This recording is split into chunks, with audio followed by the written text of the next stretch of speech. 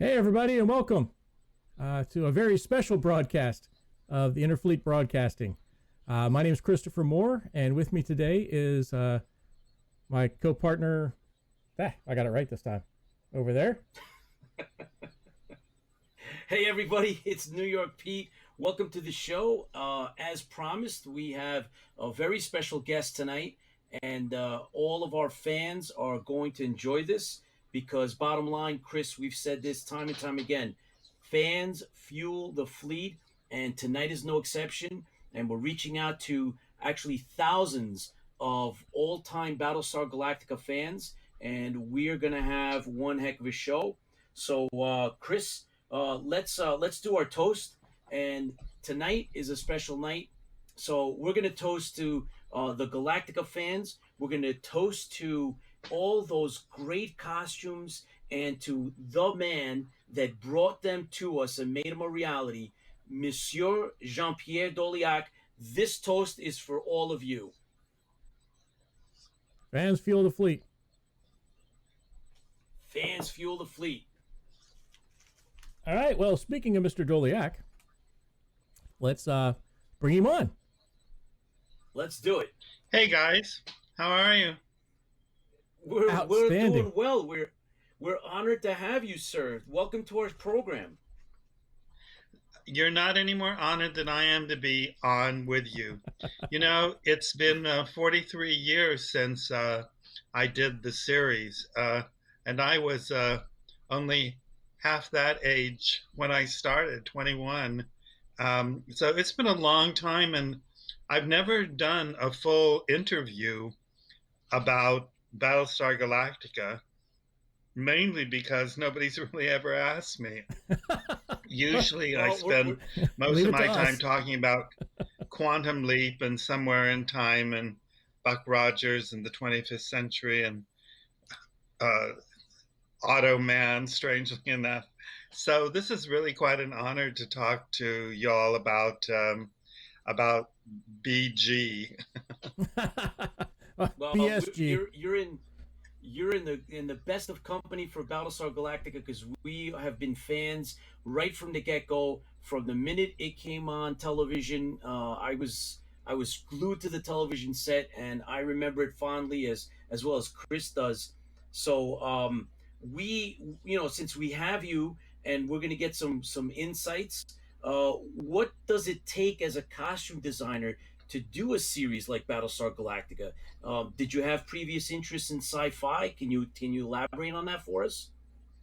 Well, you'll be surprised to hear that no, I had very, very little interest in sci-fi. When I grew up, sci-fi was basically children's afternoon series like Space Control or Space Cadet. And the thing that I did watch on television that they used to have as a series, would have movies, and then they would have episodes of series before the movie on these shows like Space Cadet. And the series they had was Flash Gordon Goes to Mars, and that I really fell in love with. But other than Forbidden Planet that came out in the 50s, I used to think sci-fi was rather cheesy. I mean, I'd seen War of the Worlds and When Worlds Collide, and it came from outer space, and the queen of outer space was Zsa Zsa Gabor, and they were all not really of any great interest to me. I liked other aspects of science fiction at the time, like Them and The Thing, and especially The Incredible Shrinking Man, which strangely enough was written by Richard Matheson, who wrote Somewhere in Time. Talk about a small world and a versatility of talent. So I really had very little interest in sci-fi when it was offered to me. I remember reading the script, and I thought it was sort of wagon train in outer space with biblical undertones of the Ten Commandments. And Glen Larson, the producer and the writer and the originator of the show, was a devout Mormon, and his attitudes showed up in his writing. He was never preachy about the religion or anything, but it was very obvious that there were very major moral undertones to the piece. Well, what it takes to be a costume designer is you need an absolutely fabulous costume supervisor. And on Battlestar Galactica, I had Mark Peterson, without whom I could never have done the series.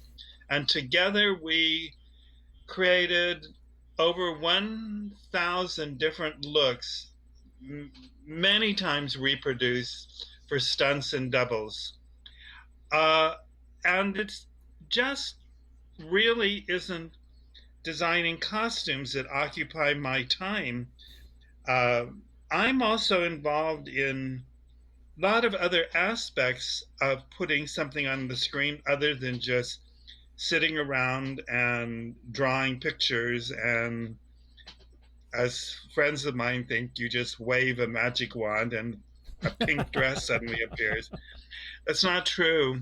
A costume designer is responsible for everything that's on the screen, meaning you have to conscientiously be aware of the colors and the proportions of the colors on the screen, and balance them and use colors for the leading roles so that they stand out more, and make certain that when they're in a crowded seat, nobody else is wearing those colors. And other things that we do that the audience really never understands is we are magicians, more or less. As they actually, Edith Head, who was my mentor, said that we never should have been called costume designers. We should have been called costume magicians. And that's because if I get an actress in who's working with a very tall actor, they look terrible on screen in juxtaposition to each other. She looks like a midget and he looks like the tall man at the circus.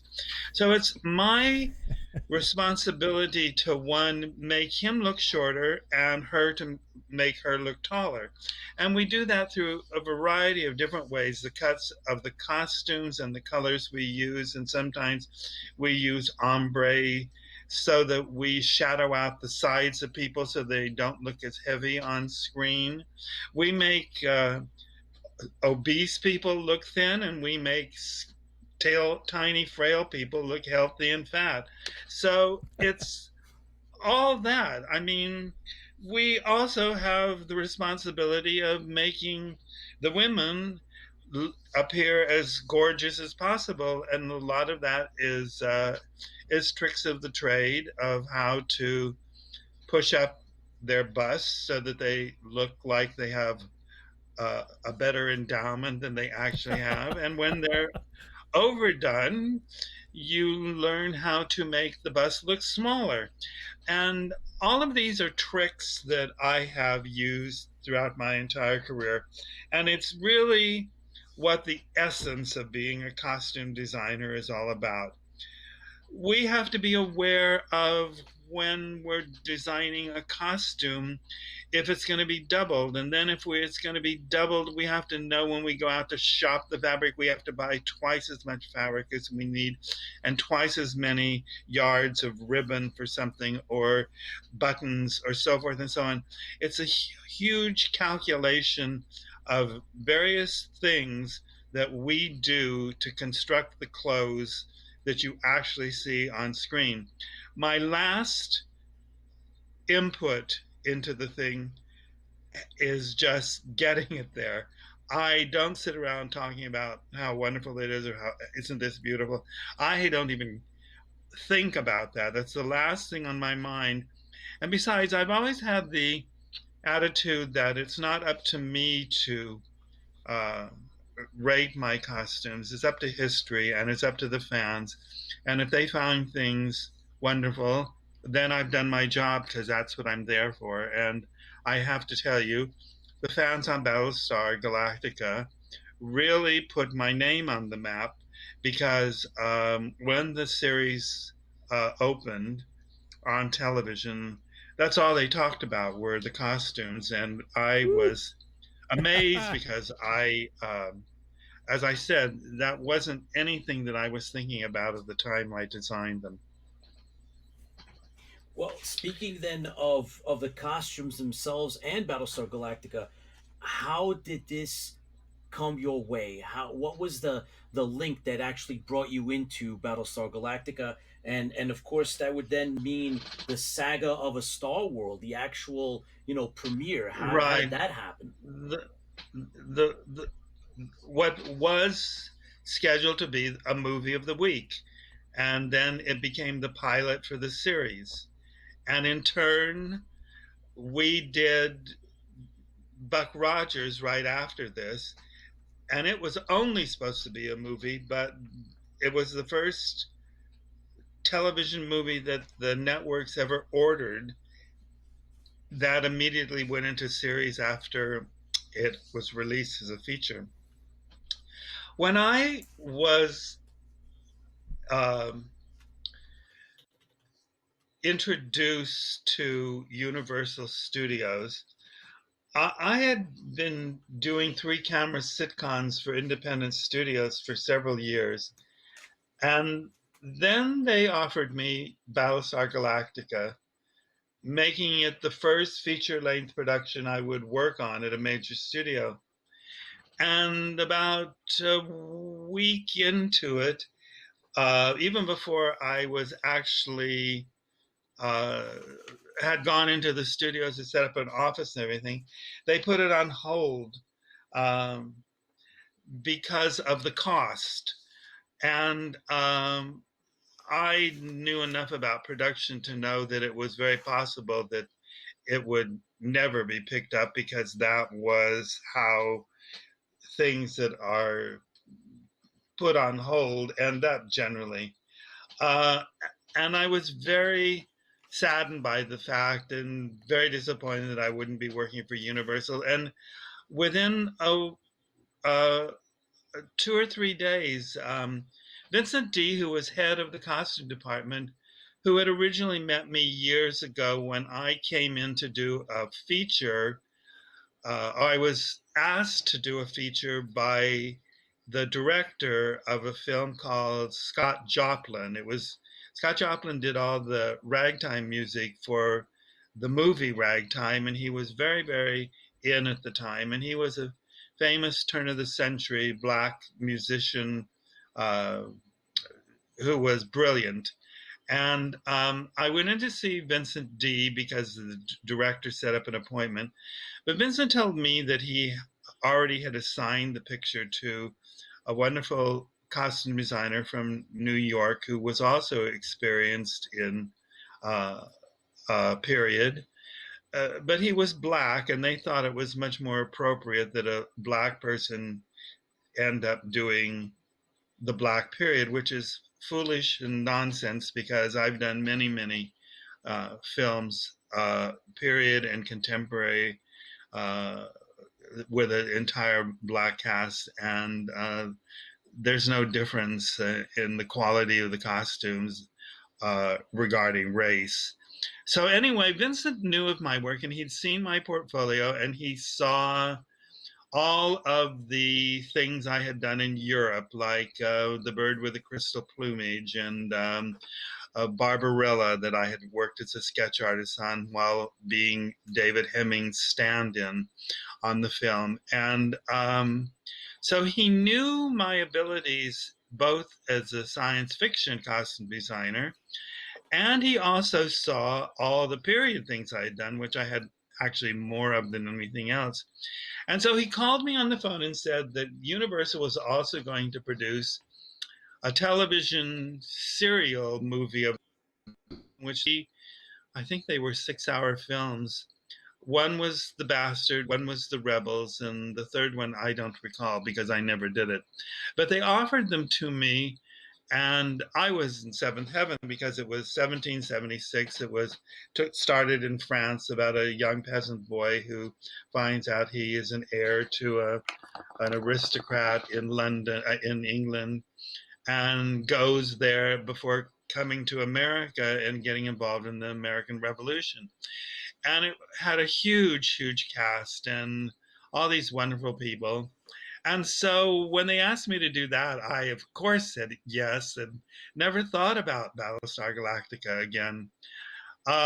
Then I Christmas came. This was in '78, and Christmas came, and I had a job in New York to design a ballet for Le Ballet Trocadero de Monte Carlo that was called Chiapsiana. It was about Cleopatra.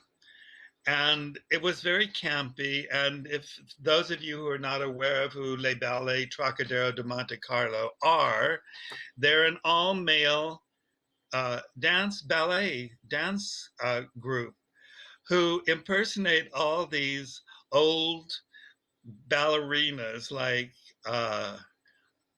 Ivana Nachkakinya and really silly names. And they go out on stage and they're brilliant dancers, but they camp their way through the whole show. And when they do Dying Swan, they do the swan dying, of course, and all of her feathers begin molting and falling on the floor, which is not part of Swan Lake or the Dying Swan. They were very, very, very funny. They would look at each other on stage and glare at each other very arch and fan themselves furiously, bickering between each other without saying a word. It was beautiful, beautiful theater. And so they asked me to do Cleopatra, Chiapsiana, and I went to New York. And in the course of shopping for things there, I found braid that went back to the 1910s. Real bullion braid in gold and in silver and in black and white checkerboard. And I said to them, what is this from? And they said, oh, this was from something years and years ago. And we have tons of it left and nobody wants it. And so I said, hold it for me. I'm going to be doing a science fiction thing in Los Angeles, possibly within the next month, and I will buy you out. And sure enough, when I went back to Los Angeles, and I was 3 to 4 weeks into the bastard, they gave Battlestar Galactica the green light to go ahead, and it started up. And so I found myself at Universal, a young neophyte man, loaded down with the biggest TV series of the year and a movie of the week that was going to be also colossal called The Bastard, which everybody raised an eyebrow when you said its name. So I was really in seventh heaven, except for one thing. I was so stressed out.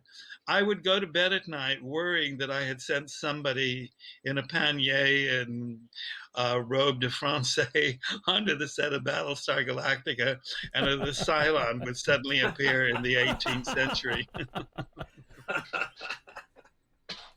Well, luckily, no, that did not happen. Actually, it's such a great movie, the Saga of the Star World. Opening up and this is where we're introduced to various characters that are iconic in the larger picture of Battlestar Galactica. Obviously, we have the Colonial Warriors and we have the Ovions in the story itself that have, I'm sure, unique stories behind them. And obviously, I'll leave it up to you to tell us maybe more of either one. But I have told a story about the Ovions costume in my book, The Naked Truth, but I'd be more than happy to relate it here again. I did not design the Ovions. That was a body cast that was done by special effects. And I also did not design Muffit, the Daggett, in the orange suit. That was all done by Yes. special effects. And inside the suit, who really played Muffit was a chimpanzee called Evie. And Yes. Evie was the queen of the lot. And she used to come to work with her trainer, Frank Felder, I believe it was, every morning. And he would show up with her, and they would walk into the studio. And Ralph Helfer, that was his name. And she would walk into the studio with this tiny little black skipper key dog that was her pet, and she would play with this dog during breaks, but between being on set and costume. She was the cutest little dog, but yet Evie was a darling little chimpanzee too. The Oh, fantastic. Ovions, I designed the costumes that they wore, and it was a major chore because it was something that I had never had to do before, a, a subterranean creature's clothes. And after great discussions with Glenn and the wonderful Leslie Stevens, who was also the producer on the show for at least the first movie of the week, um, Leslie had a huge reputation of his own. He had originated and produced the 60s TV series, The Outer Limit, and he was very creative. So he said to me, I want you to think of these characters as ants and think of something you could, that maybe an ant would wear that would be indigenous to where they lived under the ground.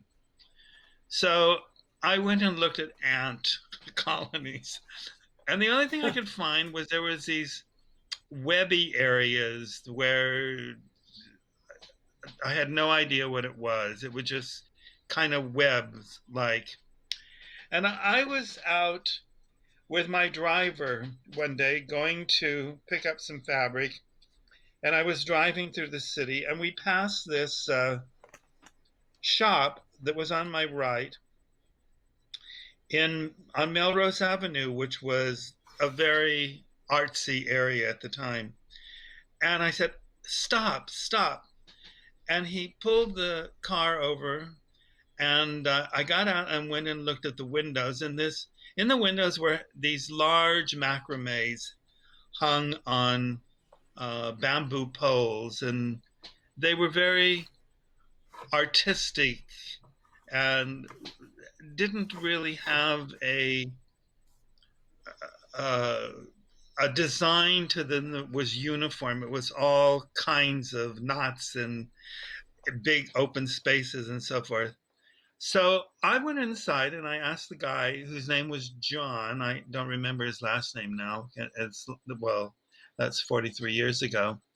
If he would be interested in doing some robes for me for the series. And of course, when he found out it was a movie and so forth, I said that you get no credit, but we'll pay you well, and you tell us what you want. But of course, we need it overnight because this is television and they do everything immediately. So we had a long conversation, and I gave him a deposit on the spot for $5,000 to do a dozen robes and one for the queen that had to be longer and a little more entailed. And I went away and I came back a week later to look at the sample he had put together for me. And I was in love. I mean, as you can tell from what's on the screen right now, the back of the robe was exactly what I wanted. I didn't want it to be uniform in any way whatsoever.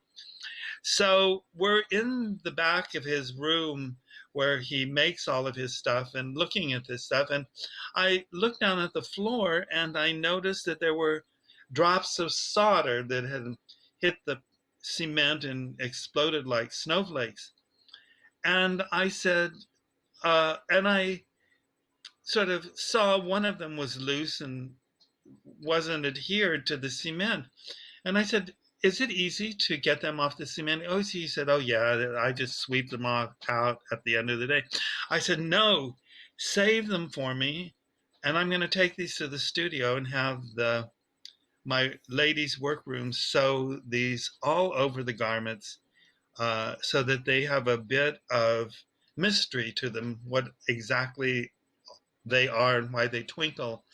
And I said, I don't suppose you could do the same thing with a brass solder, could you? And so we could really coat the queen's coat, the queen of the Ovions. And sure enough, that's what he did. And that's how they came to being. It was really an on-the-spot inspiration, and the two of us working together to achieve the look that came out for the Ovions. And I loved them. I thought that they were really perfect, and it helped soften the heavy metallic look that the plastic armature they wore gave off. Or it did. It gave them a unique sort of a look that they were sophisticated in a way. They wore these clothes, but they were building. They had the caverns. So when you first see it, it's very impressive. It's one heck of a job, Mr. Dorléac. Incredible, incredible. And let so, me go ahead. I was going to tell you. You asked me a question about the Colonial Warriors uniform. Yes, please do. Once again, it was collaboration with Glen and Leslie, and I did, I don't know, 2 or 3 dozen sketches for ideas, and there was no, and there was no, and there was no. And then Leslie said one day, of all the things that you've shown me, I like that brown uniform that you did years ago that you showed us when you came in for the interview. And I said, you mean the one that I sold for the sci-fi comic book in France? And he said, yeah. So I dug it out, and it was actually a brown jacket and a pair of brown pants. And Leslie said, let's change it somewhat. Let's do the pants a different color, and let's do a top so that we see it when it's open. And I want you to have a real Egyptian influence to it, like these collars that you've drawn on the first sketch. So I took my original sketch from this that I had sold in France for a comic book thing that I had no idea what it was. I didn't recognize the name when the check came that it was on. And I revamped it, and I changed it to this sort of chocolate brown and custard to create a warm, lived-in feeling. And years later, somebody found the comic book, and they found the sketch in the comic book that this guy had done and had used my design, and it was all brown. It was this guy coming over the hill. And this guy, who has no idea what he was talking about, who was a pundit about Battlestar Galactica, put out this information that I had stolen the idea from my own work and accused me of plagiarism, that he had no idea that this was my work originally and that I had readapted it for Battlestar Galactica. He just assumed that I guessed that I had seen it and just pilfered the idea. But the jacket was pretty much the same what I had drawn, because I was very much into details, as you well know about my work. And all of this cording that goes down the yoke and around the sleeves and little squares and little areas are something that I put into a lot of costumes, and uh, the clasps that were on the uniform is the dead giveaway. How could the guy years ago, who this guy was assuming that I stole the sketch from, have envisioned the types of clasps I used for the uniform, which had been something I had because they were old purse clasps for women's purses to attach them together from the Oh wow. 60s. And I had, Oh wow. I don't know, Oh, I had a good 100 of them that I had collected for some reason years ago, and I used them on Battlestar Galactica. As I did the braid, as you can see around the collars of the Egyptian necklines, the black and gold braid that was. Uh, like I said, it was real gold bullion braid. It wasn't cheap acetate, and the solid gold ribbon that was on the bottom next to the black and gold checkered was so arranged with the scoop of the neckline that in putting it on, there was little tiny tucks to it so that when it was finished being done, it looked like little chips all in a row. It was part of the procedure we went through to create the look of the collars.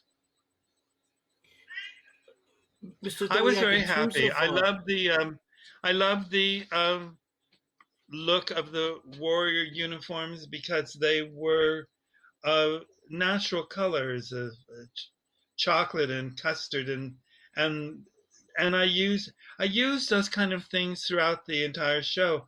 All the costumes were done in there was a pattern, what I call a color collage that I had of the colors I would only use, and they all had to do with like colors of nature, like grass and stone and foliage and clay and copper and semi-precious gemstones and minerals like gold and silver. That's where the ribbons came in.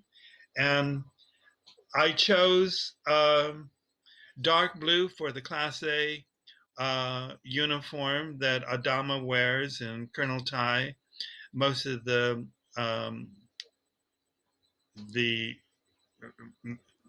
bridge top crew. echelon wore because it was a midnight blue and it was sapphire, and it reminded me of where they were. When you look out the window, all you saw were the dark blue twinkling heavens and in the midnight blue sky. So I I had reasons behind every single thing that was done. It wasn't arbitrarily done or off the top of my head. I So was despise there a people who reason? wing it. I don't Was like there a people who wing things. I'm sorry. was there a reason? Was there a reason why the Colonial Warrior jacket was always open? They it was. I don't think they ever closed their jackets. So was it a Yes, they did stylistic when they reason got why it was in always the open? when they caught it in the cockpit. They had to, only because they were constrictive.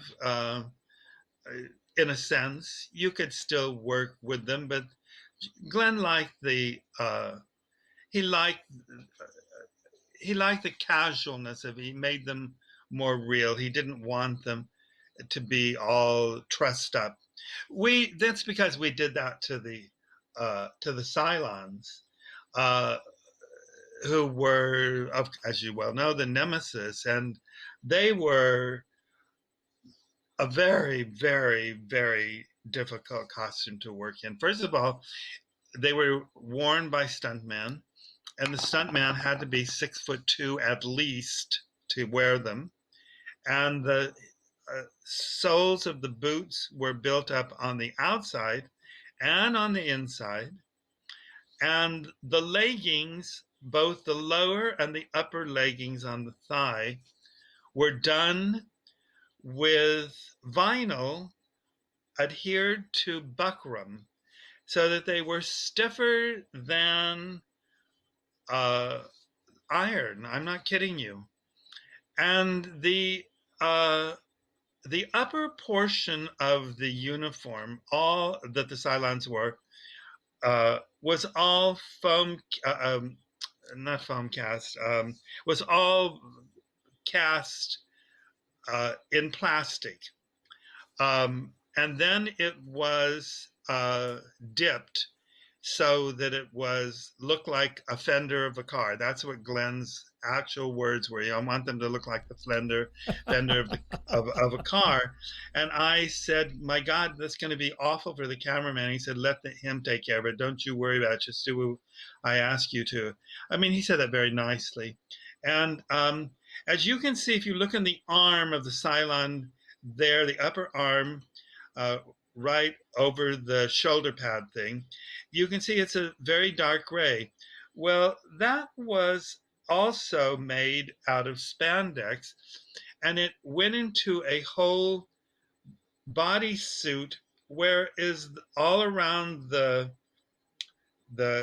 like a pair of boxer shorts was done with rows of vinyl with cording in between and wrapped around it, and then there was the panels of the legs and the bottom legs.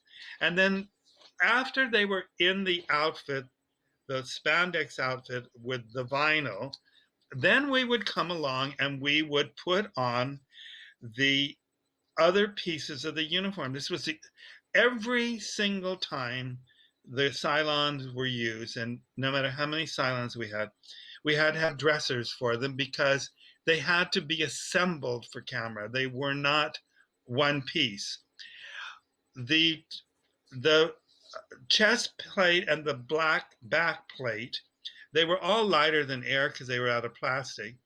They adhered underneath the top portions with Velcro, and then the shoulder pads went over that, and they were Velcroed all in place.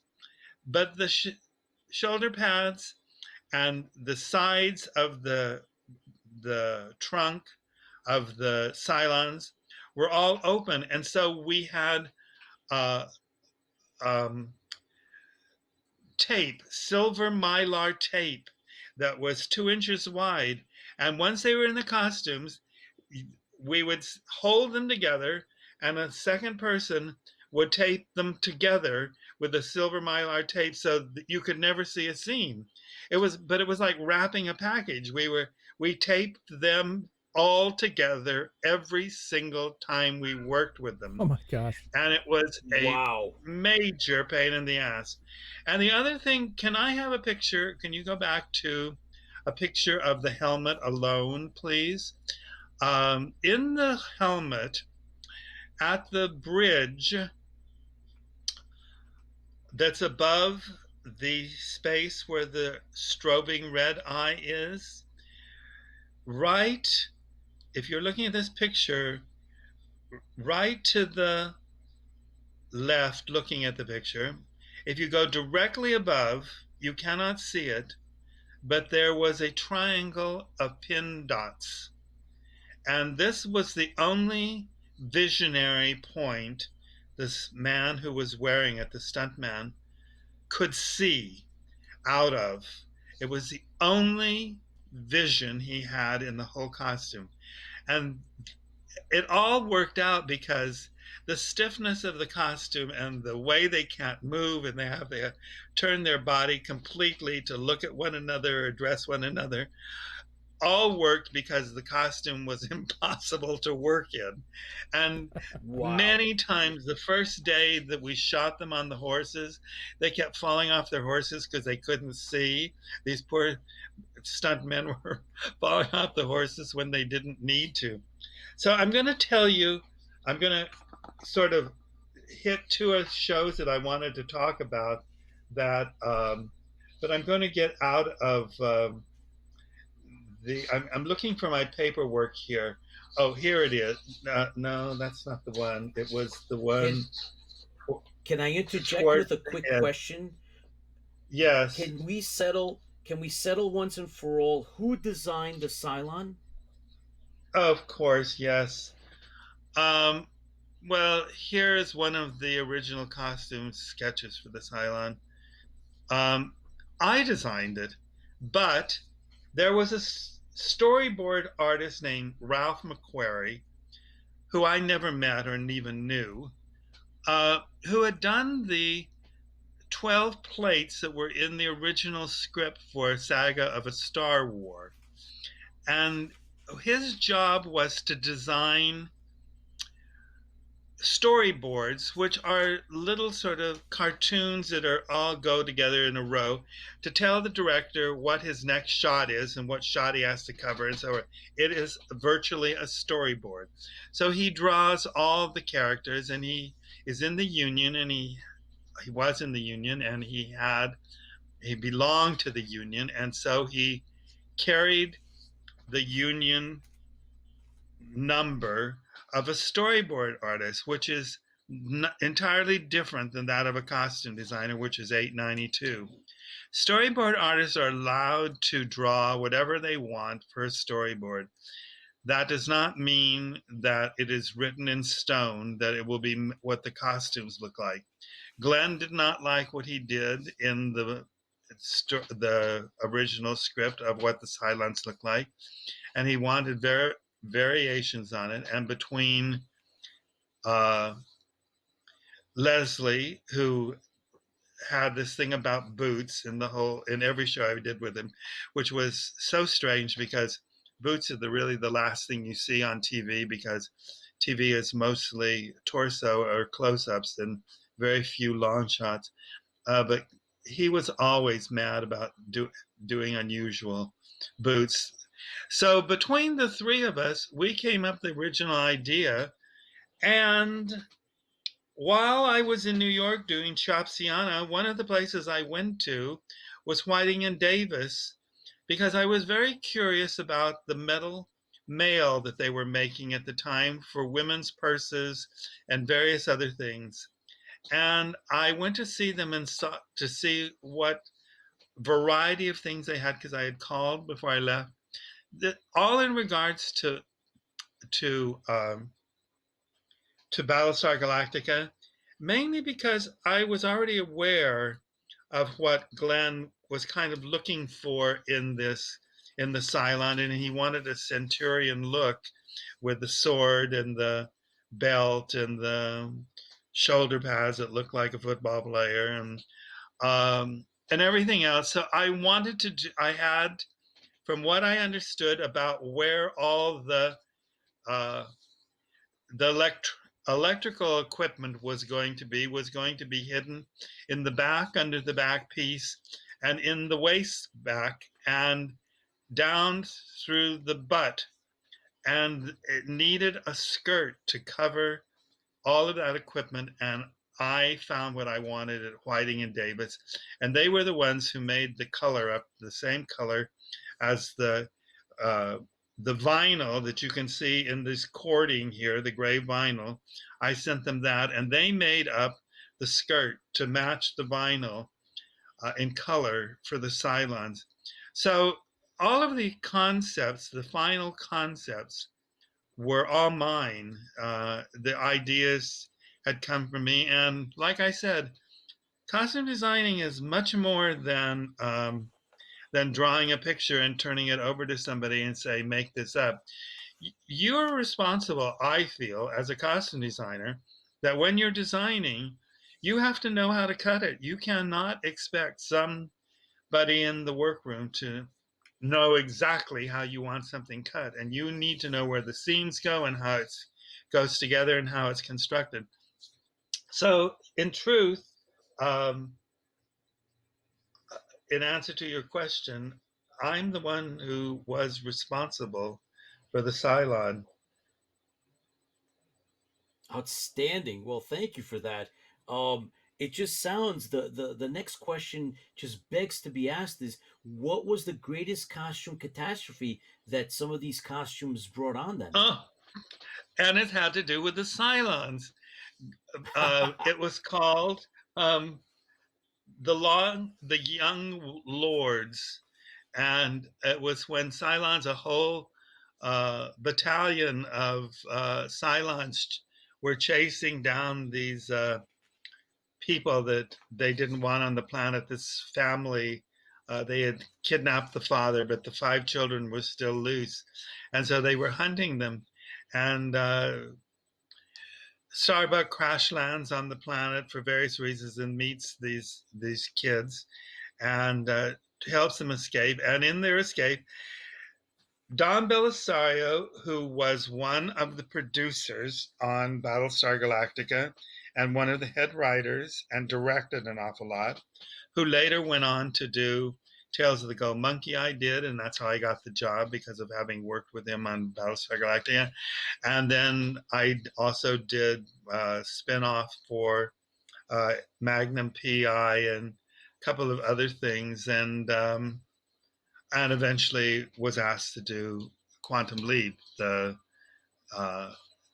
last and biggest feather in my cap, more or less to say. But anyway, Don had written The Young Lords and was directing it and was a producer, yet he decided to walk over a dozen costumes of the Cylon garrison through a swamp. He marched them through the swamp. And because the leggings on the thighs and below were made with buckram covered with vinyl, and the whole costume cost $7,000 to make one of, he walked into the swamps and absolutely destroyed 12 costumes. You do the multiplication, wow. It's over $100,000 almost. Holy and crap. We had to take them back to the shop afterwards and salvage the top part, which was fine. The plastic part was fine. But all the pieces with buckram and all the cording and the gray spandex was all ruined by walking them through the swamps, through the water, because it wasn't a one-time 10-minute walk through the swamps. It was take after take after take. It was probably a good almost 3/4 of a day's work to get this scene. And Don never said a word about it. And I had to go to Glen, and Glen told me to have them remade. And so they somehow coughed up another 50 grand, and we made made the costume, and they had to be made very quickly, because this wasn't the end of the show of the Cylons. This was only halfway through the show, and even though we weren't shooting in continuity, we had this scene later, and this is what they had to shoot this, I think, the last day of the shoot, and some of them weren't finished, and that's why they're sitting down. They weren't sitting to begin with. But they pulled this all together because they had to, because we didn't have Cylons, and we finally did them, but it was done in overtime. And the bottom half of the Cylons ended up costing $7,000 for them alone. So it was a very expensive show to do The Young Lords. Wow. But overall, like big picture, in your opinion, what was the greatest challenge in doing this series, and how many costumes did you design? Well, I figured it out actually recently, and in counting all the stunts and the doubles and triples and et cetera, and extra, background extra, and principals who needed civilian clothes when they went down to the planet, like in the Magnificent Warriors, they all went down to the planet, and Adama had an outfit, and Boomer had an outfit, and Apollo had civilian clothes. All total, there was over there was over 1,000 costumes designed for the 23 episodes, I believe. And Wow, that's incredible. working for Glen is also a great challenge because uh, Glen was known for being very creative, but his creativity sort of was quickly inspired, and so he quickly gained the reputation, the nom de plume of Last Minute Larson, and it was true because he would he was forever creating new ideas, and they were added at the last minute, and because there was so many different revisions of the script, you had to read each and every one of them as soon as it came out, or you could miss a new scene with new costumes that he added. I remember when he did uh, the Night Rider at Fox, and Fox was far away from where I lived, and I finally got to the studio at crew time, which was like an hour before shooting, and my wardrobe people were there beforehand, as they always are, 2 hours before crew time, to get things set up and steam the costumes and make sure everything's together and have it in the trailer and have it tagged and write it all down and how it's to be worn and so forth and so on. So I showed up in the set, and my key costumer, the woman, came to me and she says, "Oh, Jean-Pierre, I'm so glad you're here. Where are the 6 bikinis for the bodacious blondes in the hot tub?" Oh And I my went, gosh. "What bodacious blondes in the hot tub?" And she said, "Well, haven't you seen the latest revision?" I said, "No, I came directly from my house to here. I didn't go by my office." They said, "Well, you better take a look. It's the first thing we're gonna shoot, and it's gonna be in about an hour's time. So you better come up with the bodacious blondes are here, and they're all like a size 8 to 6. So they're in makeup and hair. So there'll be an hour there. So you better go find their costumes." So I went to Beverly Hills, which was 15 minutes away. No, actually, we were at Fox. That was like, uh, what do you call it? It was like 10 minutes away. And I went to a major department store there, and I just pulled all the bikinis they had in stock that were in those sizes off the rack, and we took them out uh, on loan, more or less to say, and we took them back to the studios, and I stuck the girls in the bikinis and had them on set in hair and makeup when they were supposed to. And then I had my wardrobe people return the things we didn't use and pay for the ones we kept. But it was always this way.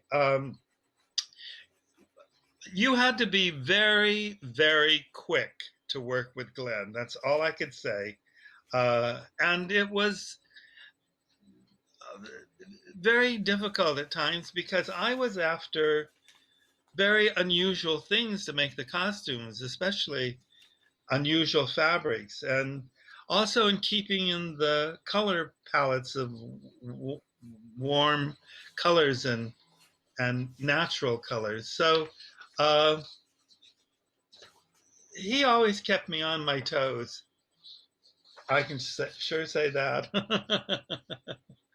And then when you think If you've got to rest, uh, and all the costumes are done, well, then the new script shows up that you're going to start in 3 more days.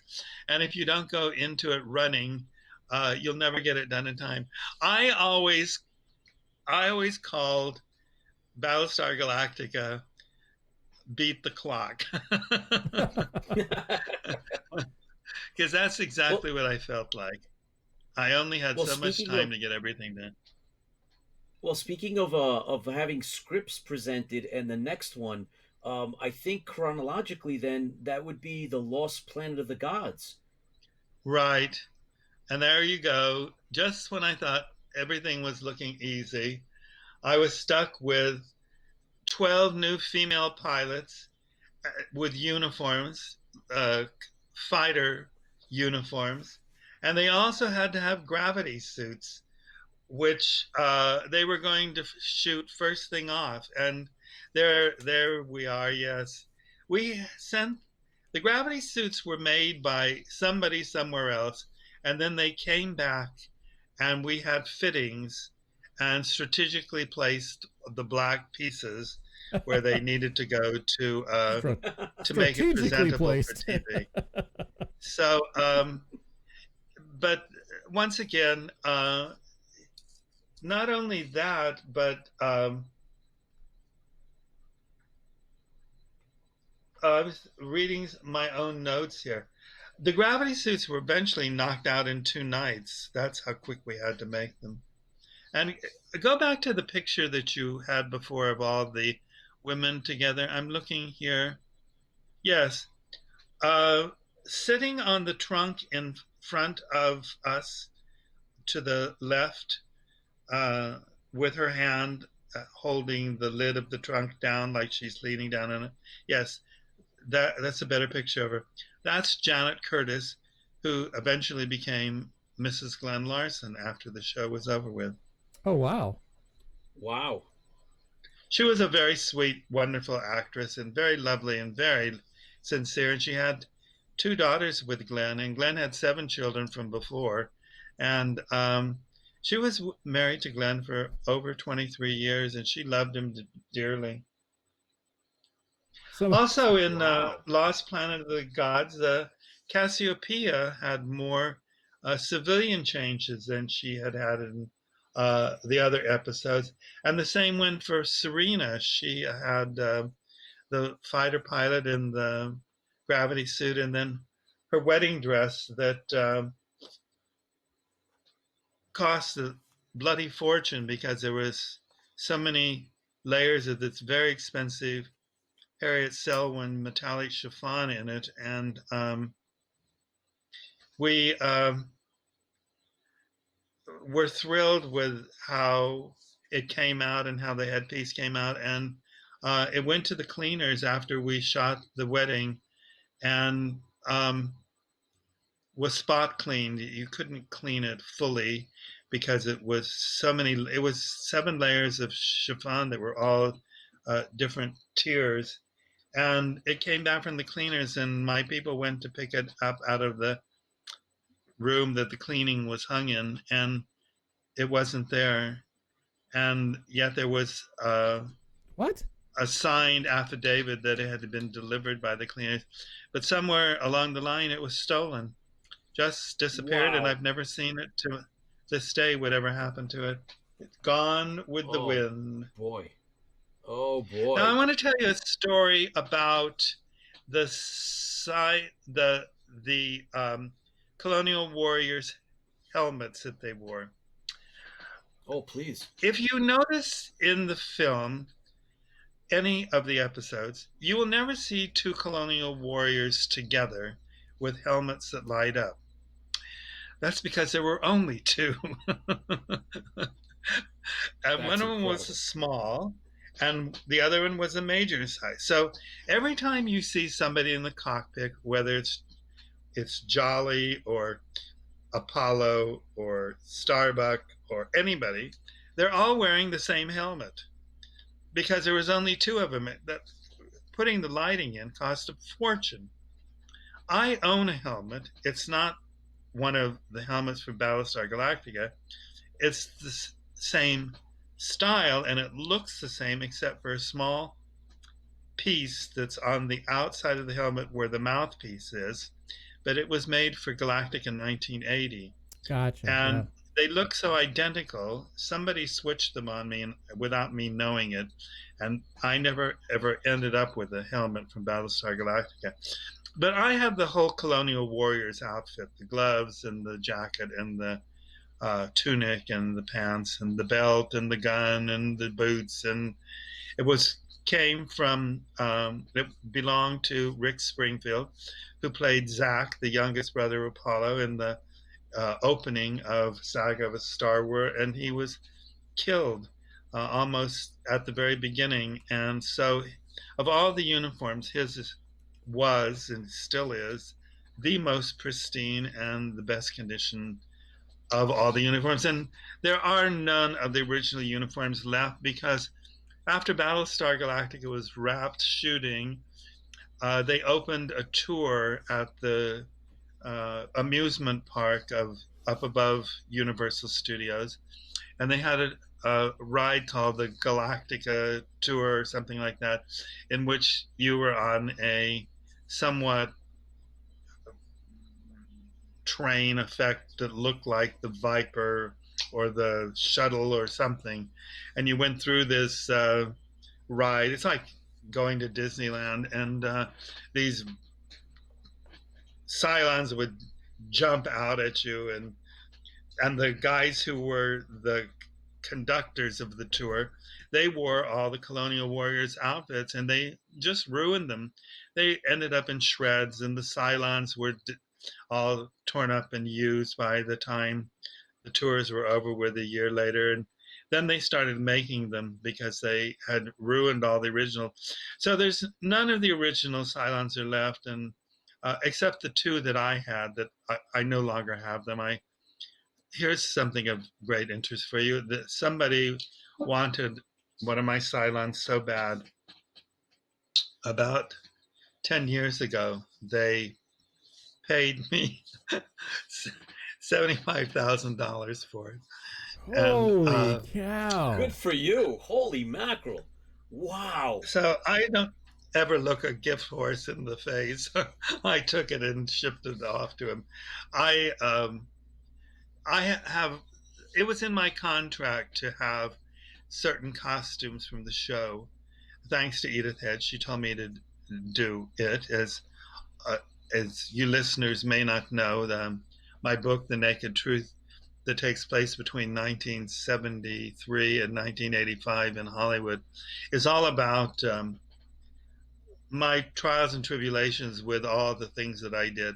It's not really a memoir. It's really a sort of a history of what Hollywood was like and the wonderful people I knew and the help I got. And Edith really was, oh God, the advice Edith gave me from time to time is priceless. That's all I can say.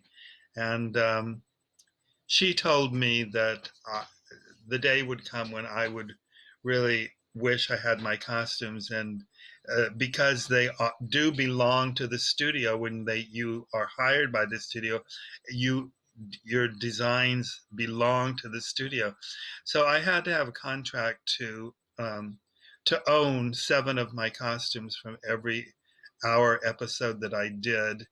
And that's how I got the costumes I got from Battlestar Galactica, as I have the costumes from Somewhere in Time and a lot of costumes from Quantum Leap. And I'm always interested in selling them, but like I say, they were very expensive to make to begin with, and over the time, they're like a masterpiece painting. There isn't another one, and nobody else can duplicate it exactly. And so I do let my things go, but there's a price attached to them. We were talking about Lost Planet of the Gods and all the things that went on with it. One of the things I'd like to explain that possibly people didn't realize or take into account was that in the scenes from Lost Planet of the Gods that had them traveling down to the planet that looked like Egypt, and they walked through the ruins. What you see are 3 stunt people dressed in costumes that we sent over to a second unit camera group that went to Egypt and walked through the ruins and shot them to look like that. But when you see Adama and I think it's Serina and Apollo walking a bit through the ruins, those were all what you're seeing here in this. All of the foreground is on a soundstage. The ruins in the background are rear screen projection. And then there's other ones where they walk through tall columns. And all of this was made on the soundstage.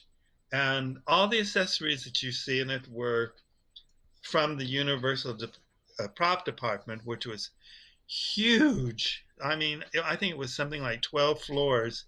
And they had just 2 massive room just filled with all Egyptian props. And I came to know them well because they were used in Tales of the Gold Monkey and Quantum Leap. We all had all Egyptian stories in those series, and we ended up using them over and over again.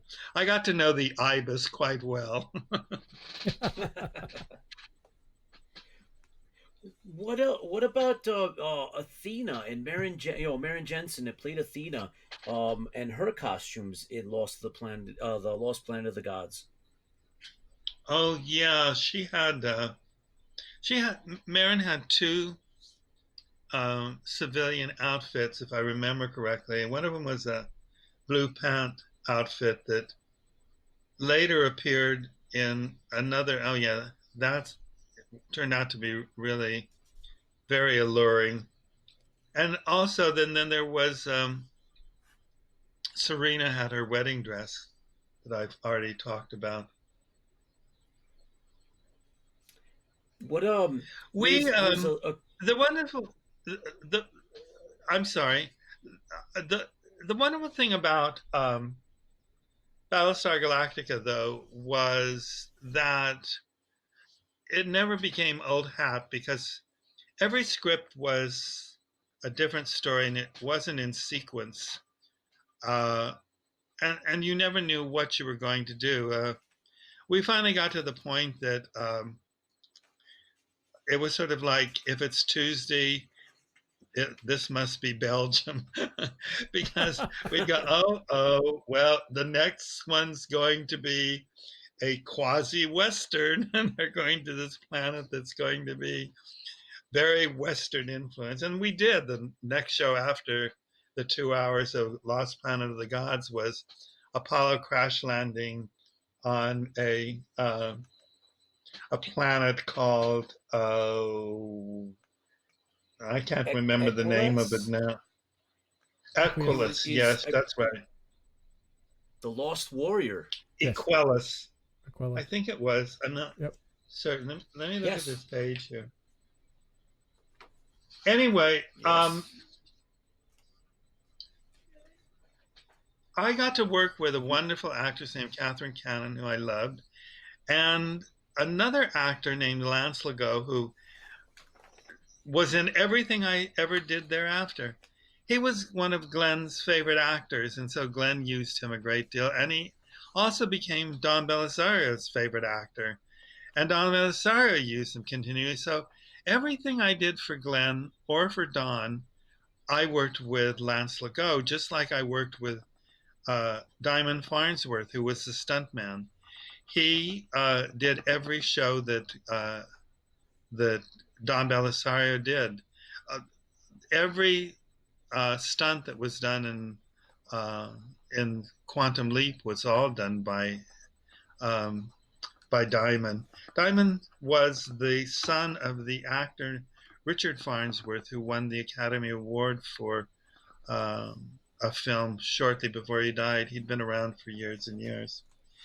Anyway, in the Last Warrior, we also had unique fiberglass Western hats and dark red sheepskin chaps, and women wore long skirts and pants with short boots, a look that was knocked off by Ralph Lauren a year later. And the costumes were a combination of Western and fantasy. This costume sketch I have of this costume was one of my favorites, as was his costume, who played, this was, I can't remember his name. He played the villain in the piece, and he was one of the nicest men in the world. In my book, I go into the long love affair of my life with Gene Simmons, who was my very, very, very closest and dearest friend. And we always talked a lot about films and so forth and so on.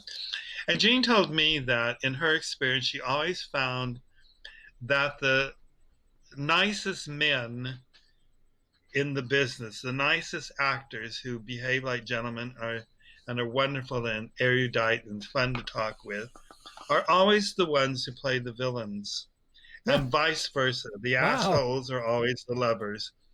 And in my circumstances, in my case, that has proven more true than not. And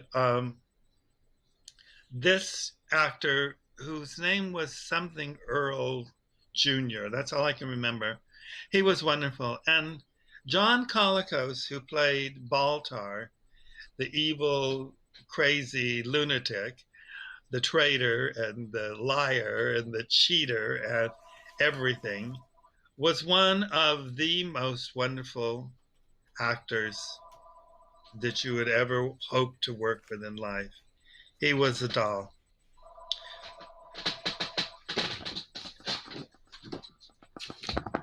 Actually, Lance Legault also played a Borellian Nomad in an episode Yep. later on.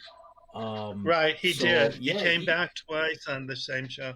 You couldn't tell it was him though, because it was fantastic. He looked so and different. He played a great character. Oh, absolutely. So in the Lost One Warrior, of the funny things I wanted to tell you about, in conjunction with what I said, let me interrupt you a second here.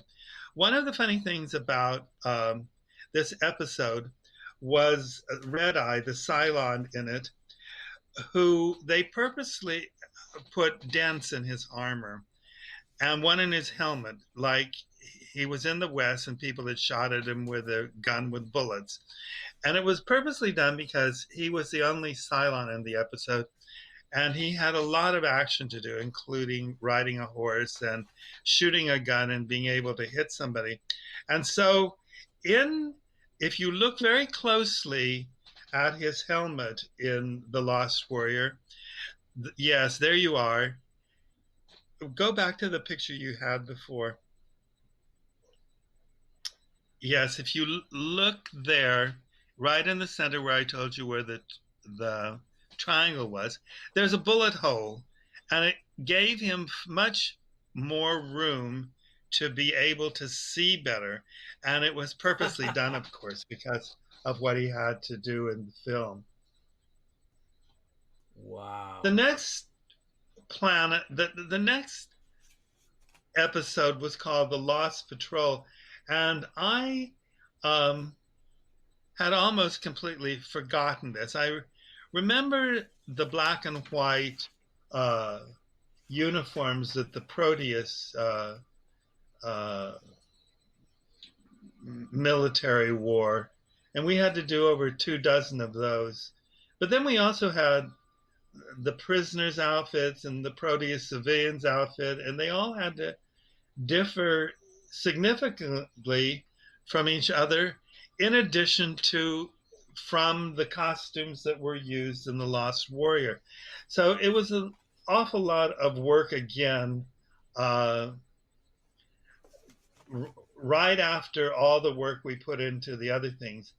And the guest star on it was James Whitmore Jr., who was the son of James Whitmore, the very famous actor from the 40s and 50s, who I had worked with. And he went on to become one of Glen's and Don's favorite actors, and he too appeared in all of the many series that I did, and eventually ended up directing Tales of the Gold Monkey, and he did many episodes of Quantum Leap. And he too was an absolutely wonderful, wonderful actor. I think in sequence, then, that actually brings us to the gun on Ice Planet Zero, which is one of my favorites.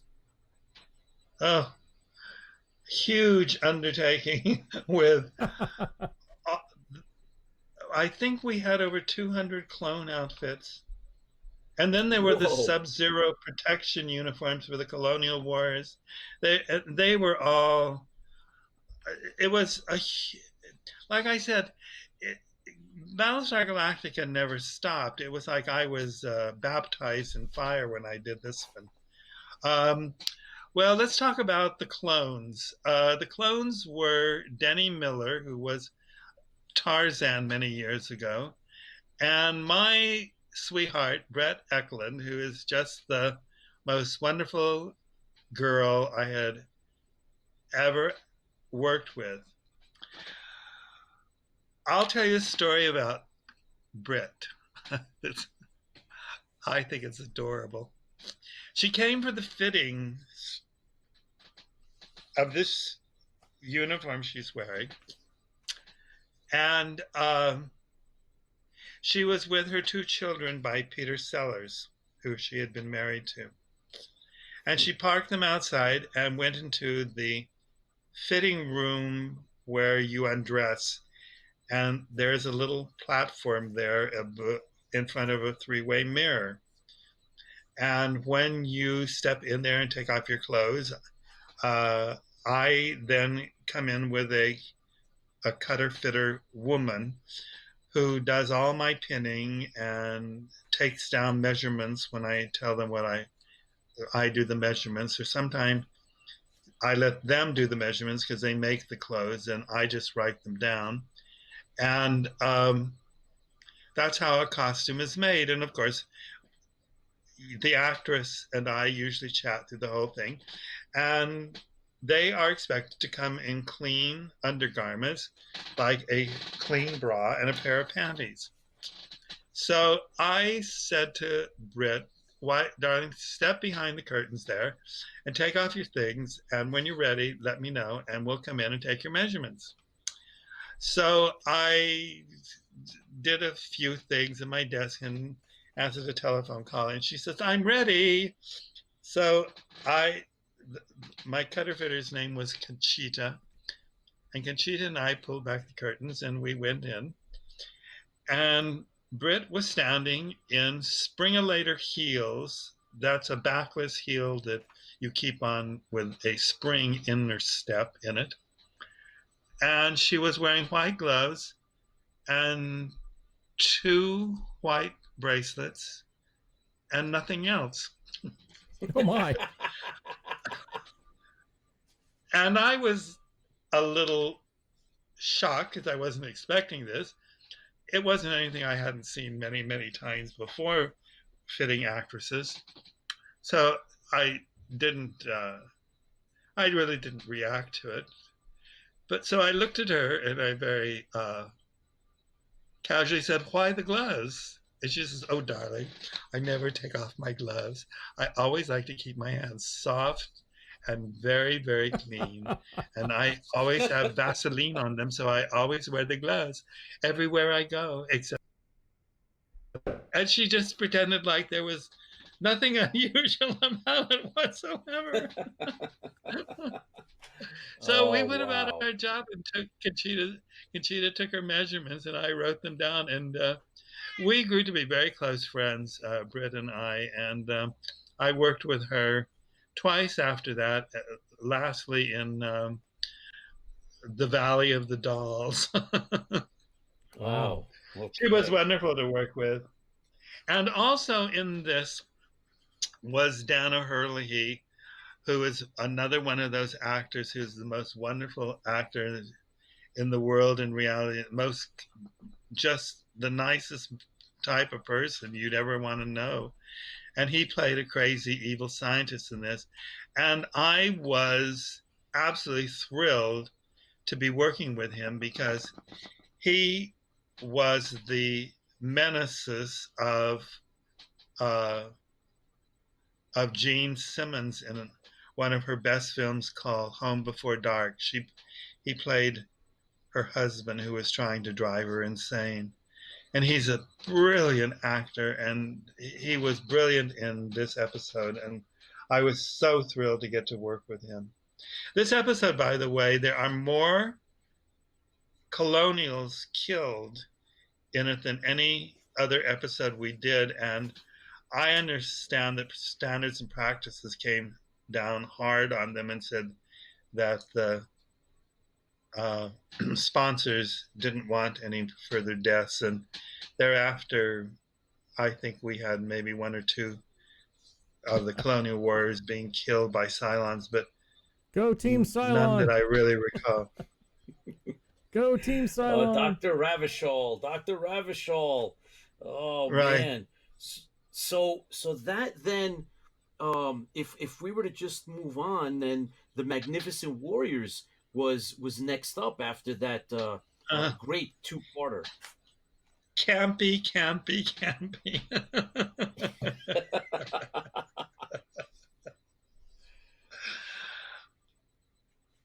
There Well, was a little bit of the a two romance dozen that went on. Borés, my favorite costumes, my 2 dozen Borés, which I always called Shelley Winters on a good day. Because Shelley looked Oh, like there a we go. Boré. This was a huge designing job to do. All their tunics were all trimmed with horsehair. Oh And wow. they were really, so see all that black stuff hanging down at the back of his arm? That was all tufts of horsehair and studs and big leather. And uh, the actor who played this part was actually built exactly like this. His name was Ben Fromer, and he was an old character actor who Universal worked in almost every television show. Sometimes he was just the background extra, but he was actually on the lot almost every day. I would see him having lunch at the commissary. He was like the last of the old studio type people when they used to have actors that they kept on hand. This is also a show that made me play Beat the Clock again. Not only did I have to design Britt Lomans, who was the uh, Cyrus Blakely, I think it is, something like that. Bellaby? Cyrus Bellaby? Cyrus Bellaby. I had 2 of her costumes to do, and they were quite involved. And she was a nice lady, but she was one of my, I have to change this and I have to change that to make her look svelte and everything. She did not have the greatest body in the world. Let's just put it that way. Nice that person though. She was married to Jack Klugman, who Oh, Glenn did that big TV series with, in which he played a medical examiner. I can't ever Marcus remember Welby? because I never watched. What? no. Marcus Welby? No, No. no. Oh, Quincy. It was in the late Quincy. 70s. Quincy. What Yeah. was it? Quincy? Quincy. That's it. She was married to Yeah. Jack Klugman, who Jeez, Glenn yeah. produced Quincy, and so she was. I think he was doing Jack Klugman a favor and giving her the role. But anyway, we go on to uh, wonderful Barry Nelson, who played the evil sheriff of the town and mayor of the town. Right. Well, this is how Yes. this scenario went. It was 5 o'clock in the afternoon, and we were going to start with the character the following morning, the first scene that was already booked, and the sets were done and everything else, and last minute casting. And they cast Barry Nelson. And so they give me his telephone number, and I thought, oh no, we're going to have to work overnight, that's for sure. And it's going to cost them a fortune. And he had to have 2 outfits made, plus the hat that we made for him, and the boots, and the shirts, and the vests. And when I called him on the phone, he was in New York, and he was at the airport, and he was on his way to England to dub The Shining that he had done with Jack Nicholson. Oh, wow. Oh wow. And his agent booked him for this part anyway, and they canceled his flight to England, and they canceled his appointment in England. And in a phone booth in the airport, he gave me his sizes as best he could remember them. But I was lucky in so much of and I knew this going in, that he was a stage actor, and the stage actors have much more fittings than I'm allowed to have with actors. And so most stage actors know their sizes. Well, he gave me his sizes, and God bless him, he was correct. But we had already assembled the fabric of the heavy tweed for his coat and the vest and so forth. I had already put this together because I was going to make it for whoever was cast, because it was a costume that Glenn had approved, just like Dennis Fimple, who's in the thing with the brass rings and the below the shoulders. All of those costumes were actually started on way before the characters were cast, because we are so short of time to make things. Anyway, Barry Nelson gave me his sizes, and he changed planes and took the red eye to come to Los Angeles. And I had the tailor shop work double staff overnight, because there had to be doubles on this costume because of a shooting scene he was involved in. And they made up his vest, his pants, his shirt, the hat, everything, plus started working on his second costume that would work the following day. And a limo picked Barry up at the airport at 6 o'clock. He was in Universal at 7 o'clock in my fitting room. We fit him within half an hour, sent his clothes up to the tailor shops for the alterations. He went to hair and makeup, went to the set, and by 8:30, he was dressed and in front of the camera, and we shot him to the tune of "You Don't Want to Know." The costumes cost a fortune. I mean, I think the coat alone was something like $10,000.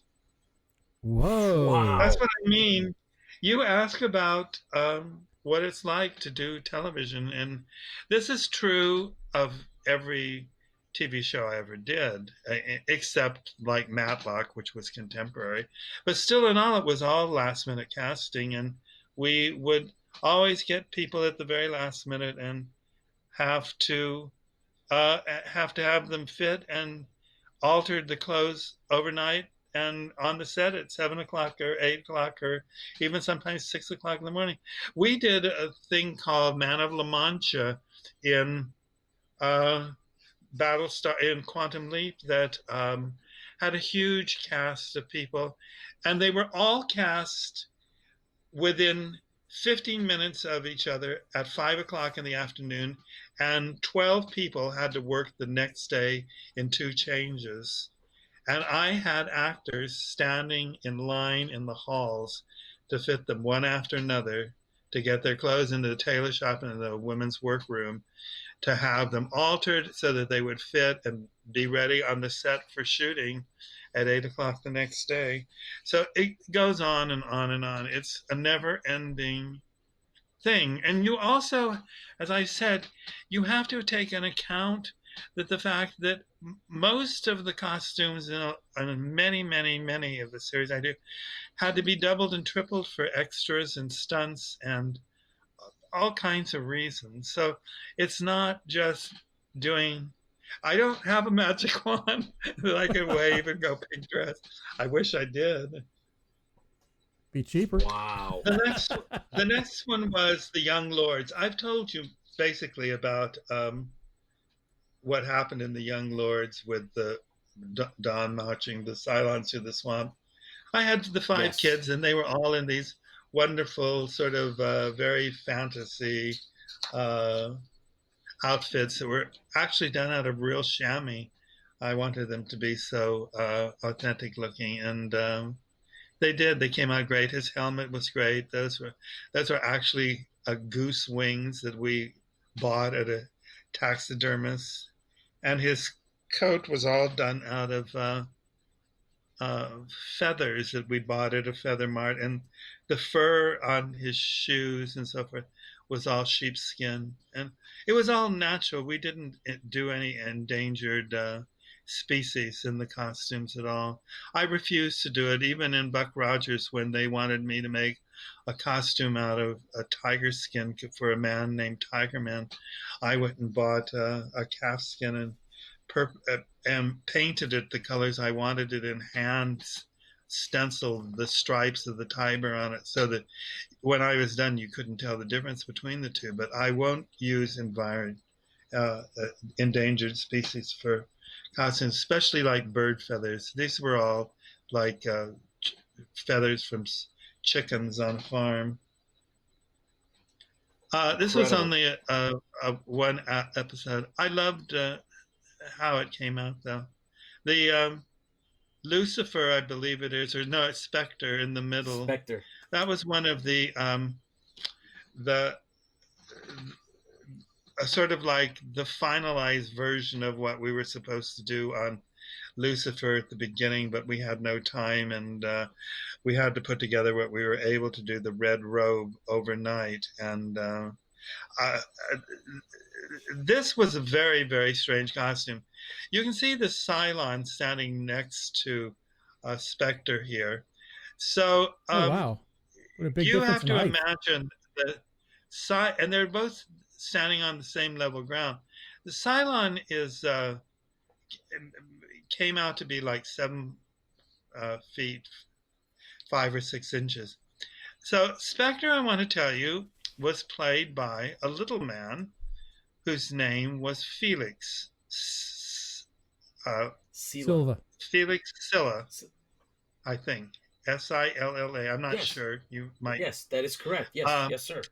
And he was a little person. He doubled for children on films, and he also ended up in Buck Rogers in the 25th century as Twiki. He was inside the little silver, whatever you call them, robot outfit.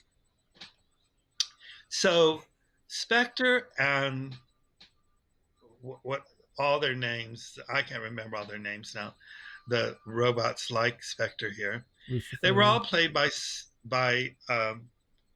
Felix. And Felix was very small. So if you're looking at the Spector's robe where his hands are crossed in the second picture at the top, that's about where Felix's head was.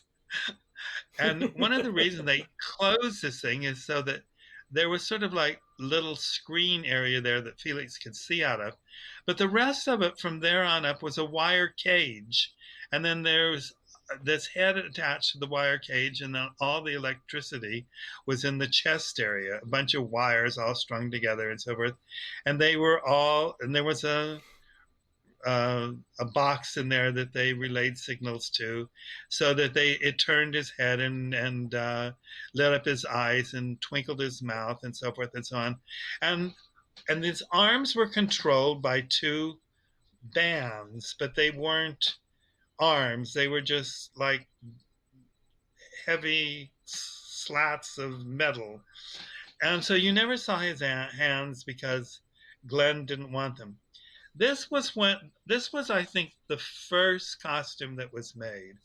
And I had less than 7 hours to make this. And a great deal, a portion of that ended up at the pleaters to get the fabric to look the way it did. And there was absolutely no wire chamber there. I had only a dummy form and was told to just build something that hung loose over it that they could see out of and manipulate things through. So this was done for that reason. And then eventually we worked out, and at the very end we did some really very nice black and white ones that had the turned up collars to match the Imperial leader, more or less, to say that sort of cowl turned up cobra kind of effect. We added them to the red one. And to be honest with you, I don't think this was I think this is the only episode where the gold one was used, because I disliked it intently, because it did not come out in any way, shape, or form of something I would like to call my design. But I had no alternative. There was no time, there was no money, there was not even a form for me to put it on. So I was sort of like shooting fish in a barrel with this one. But thank you for showing it anyway. The next episode was one of my favorites. It was a 2-hour, and it starred the great Lloyd Bridges, who I had ended up working with all the Bridges except Jeff in my life. And Lloyd Bridges was probably my favorite, and mainly because of a story I remember from many, many years back when I worked for a period of time for a closed-circuit television station that showed a film to the people on the installation that was militarily assigned there. And at the time, there was a big television series called Sea Hunt. Oh, yeah. And Lloyd Bridges was the star of it. And he played this guy who would go diving underwater for various reasons through every episode. And I found it very adventurous. But I remember it so well because at this installation that I was working at, they had this rather obscure blonde who had about I've known boxes of marbles that had more brains than she did. But one of her job was to type up the listing, the program that they sort of sent out to all these military people at this installation of what was going to be shown on television. And on television only showed in the evening time. They did the news, and then they did like up until noon and midnight, and that was all this television station did. So she sent out. Her job was to type up the program that was then Xeroxed and passed around to the various other installation headquarters so that people could tune in to see this. So she typed up the one time and sent it out. And sure enough, there was Lloyd's very big hit called Sea Cunt. Oh my! Oh, that was a mess. Okay. Oh boy! The poor girl got her C and her H mixed up. Oh my God! God! She didn't know the difference. Anyway, so getting to work with Lloyd was really a joy. This is another prime example of somebody who can play the egomaniacal Commander Kane in this episode, who was not in any way unlike Donald Trump. He was so obstinate. But once again, he was a joy to work with, very much so. And also in this show, I had all the black spandex and leather parachute uniforms when they went down to a Cylon stronghold. And these, fortunately, I had some time to work on these, but there was actually 12 of them made because there was so much of this jumping and so forth that were done by stunt people. They had to have the identical outfit made. It's a rule about costumes in Hollywood that, or even anywhere actually, in New York too, on the theater, that once a costume is worn by an actor, the actor cannot take it off and then give it to a stunt person to wear. A stunt person is not ever supposed to wear a used costume, nor is an actor. Wow. So that's why all the costumes have to be doubled, because a stuntman is not allowed to wear an actor's costume through union rules. It has to do with hygiene, of course. Well, and those leather ones, I'm sure made you sweat enough, so I don't think I'd want to wear after somebody else did. No, wait a second. They were also made out of black spandex for this very reason, because spandex breathes and leather doesn't. So although they look like they are in leather, all of the arms and the inner arms and the inner size under in the armpit area and in various areas around the waist were all bands of spandex, so that they were very breathable.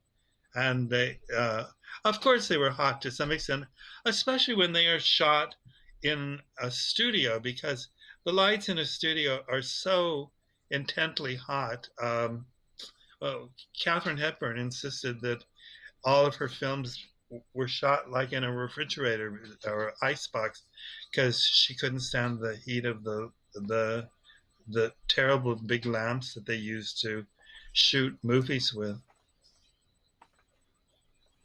The next show after this one was a lot more uniforms. It was Fire in Space, and I had a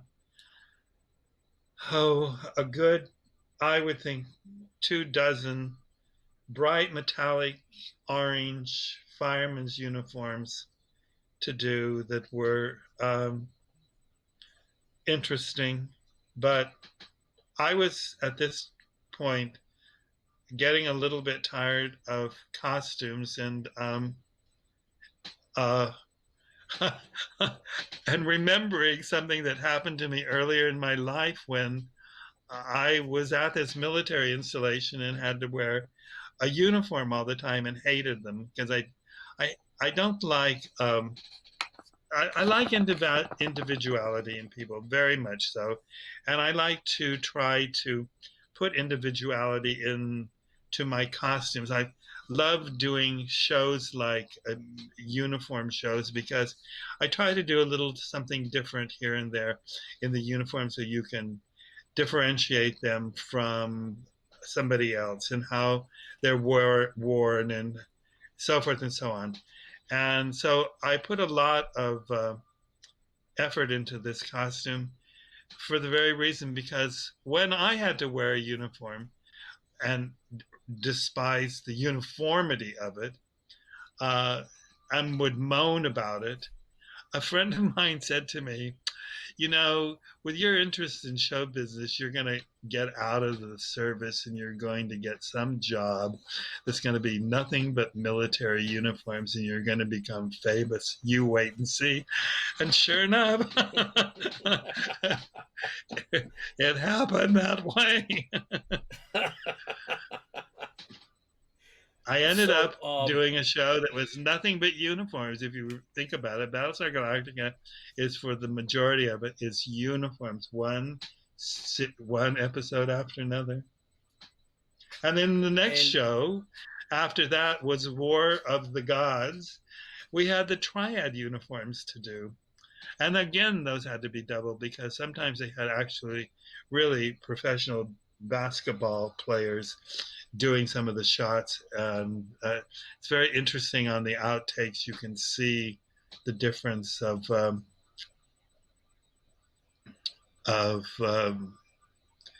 actual stuntman and the actors that they were stunting for. And we have the famous Patrick. And there was no problem with this one breathing. Well, that's true. The next one after this was The Man with Nine Lives, which of all the shows I did was my very, very favorite show. And it was mainly because it starred Fred Astaire and a wonderful actress named Anne Jefferies, who in the 50s had been Mrs. Topper on, Mrs. Kirby in the TV series of Topper, the big movie. I was so thrilled with this show for one specific reason, and that was Fred Astaire had it in his contract that he had to have 3 weeks to have his costume done. Oh, wow. Ah, a breath of fresh air. So I would meet with Fred, and I would go to his house, and we would have lunch, and we would talk about his costumes and what he specifically liked and what he was restricted by and so forth and so on. And the one thing he really would like, really wanted and asked me for, was his cravat, as you can see in this. And so the whole cravat was something he wanted to wear. It was because his neck was not as smooth as it used to be. And it made all the sense in the world for me. And I did this costume, and he loved it. He never, ever made a change about anything. We put the watch chain in his pocket because of the fact that he was famously known for wearing a man's tie as a belt on his pants in real life. And it was sort of, I said, let's do this, and it'll be sort of an homage to your trademark of wearing something different around your waist. He was wonderful to work with, just an absolute sheer delight. I cannot tell you enough about Fred Astaire. He would come to the set and he would walk up to people and he'd go, "Hello, I'm Fred Astaire. What is your name?" And he'd shake their hand. I don't care if you were the craft service man or grip or you were assistant director. He was an honest and sincere and very wonderful, wonderful man, and so kind and so thoughtful. And Anne Jefferies, who played Cyrus Blassie, as I said, she was just a delight. And she had a marvelous body. And 20 years after she did the series, I did a big fashion show for a charity in Beverly Hills, in which I presented 50 original costumes on a runway. And she was a member of this charity group. And I asked her if she would wear her dress from Battlestar Galactica. And this was the episode that I won the Emmy for, too. I forgot to interject that. Oh, wow. And I was very proud of this dress, and I thought she looked absolutely delightful in it. And she said yes. I'd be more than happy. I said, so let's get together, and you can come in for fitting, and we can let it out where it needs to be let out. I figured, 20 years she'd have changed. Most people do. She came in, and the dress fit her like it had been made for her that day. She hadn't changed one tiny, tiny, tiny little bit. She was a doll to her. We became good friends thereafter. And let's move on, because I'm sure by now we have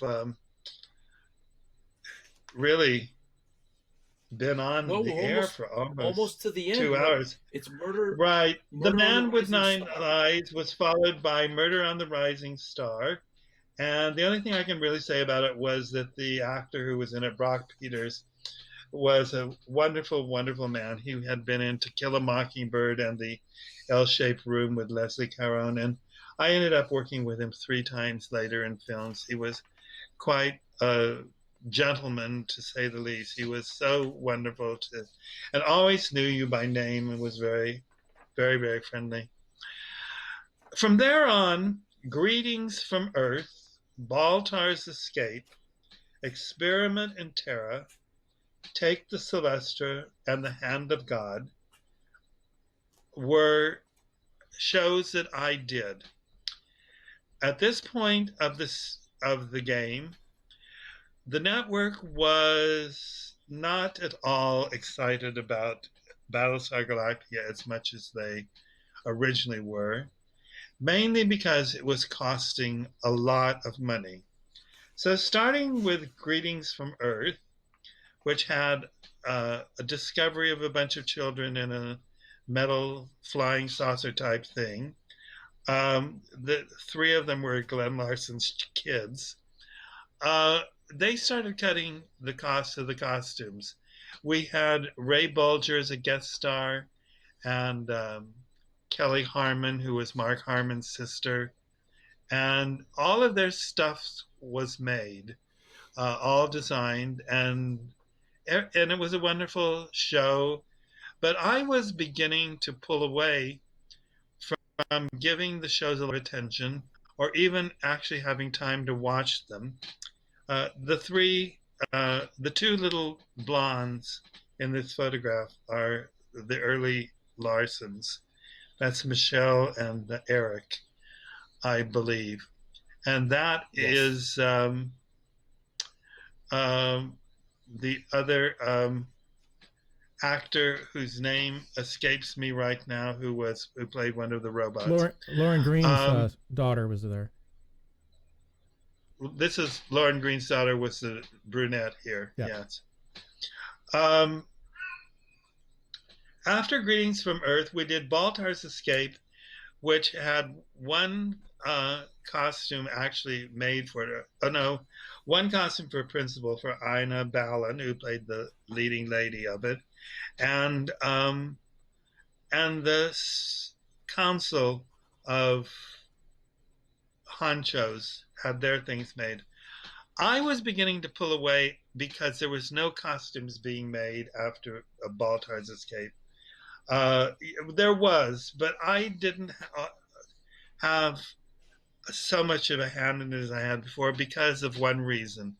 Glenn had started doing Buck Rogers in the 25th century and had signed me to do it. So the stuff that I did after Murder on the Rising Star, to be honest with you, I never saw it on screen until recently when I looked at the Blu-rays I now have of the series. But I didn't have enough time. I wasn't home on Sunday nights. I was at the studio working on those crazy clothes for Buck in the 20th century. So it was sort of a joyous reunion after 43 years to see some of this stuff. And I go, oh my God. So that's where that costume came from. I would have these sketches and I was going for years not knowing. And the other funny thing is that Melody Anderson, the actress who was in Experiment and Terra, she did Manimal. And I did all of Manimal working with her, and we became very good friends. And I didn't even remember that she had been on Battlestar Galactica until the end. And she told me, she said, well, we've worked together before. And I was so embarrassed because I was so up to my teeth in Buck Rogers during this. I would do the Battlestar Galactica stuff, send it to the workroom, and sort of waltz through the fittings, make sure everything fit. And then I would go off and do Buck Rogers again.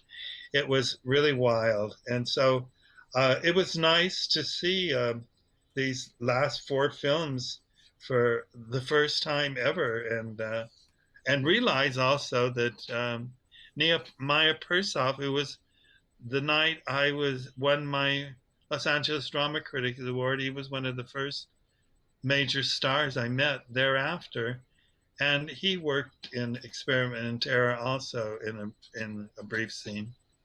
I've been very fortunate in so much the fact that I've had a lot of really wonderful professional actors to work with. I've had my problems with people who are not professional and who are very vain and think of nothing more than themselves.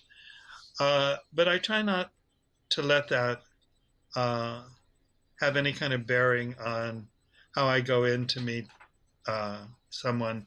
Everybody I meet is special until they prove that they're not worth it. And I was lucky on Battlestar Galactica. Loren Green was a doll to work with. The nicest man in the world. When he came to the fittings the first time, I love this story. I was there with Mark Peterson, my key costumer, and we were fitting him in boots and so forth, and he would put on the blue uniform, and he was fidgeting around with the breastplate with the tufted rose there. And he says, isn't there some way I can have a little pocket here so I can stick my thumbs in and sort of let them hang out? And he took this pose right out of Bonanza. Oh, no. And so when he left, I said, I'll talk it over with Glenn. And when he left, I called Glenn and said, Glenn, he's not on Bonanza any longer. He wanted to be like the father on Bonanza, where he could hook his thumbs into the armholes of his vest. That stance that he took for years and years, and he wanted to carry it through on Battlestar Galactica, until Glenn had to sort of intercede and say, "No, Lord, that's not the look we're after here." Oh, I love that story. He So also told me Jean-Pierre, one time, let me tell you the story.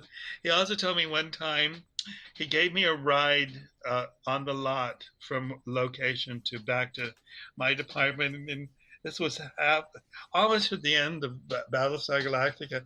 And I had worked with Loren before. He was on The Bastard. He played a bishop or somebody in lots of Catholic robes. I can't remember his part. But so I had known Lord for some time. I'd seen him, met him before I ever did the Bastard or Battlestar Galactica.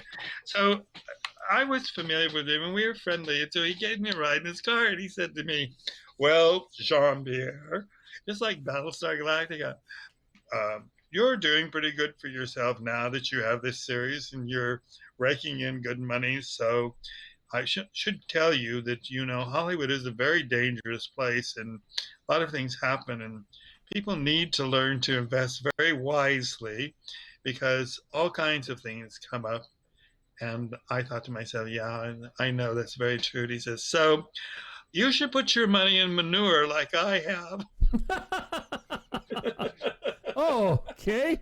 Well, there's an investment opportunity. Said, excuse me, did I understand? Did you say manure? He says, "Yep, I've sunk all my money into shit and it's paid off royally."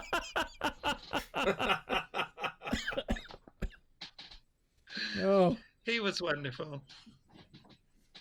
So Jean-Pierre, Anyway, since we're doing the wrap up and the retrospect here, which were the favorite episodes that you did? If you were going to pick any, which were they? The Lost Warrior, and the Young Lords, and of course the Man with Nine Lives. I mean, I had so much fun doing the Man with Nine Lives.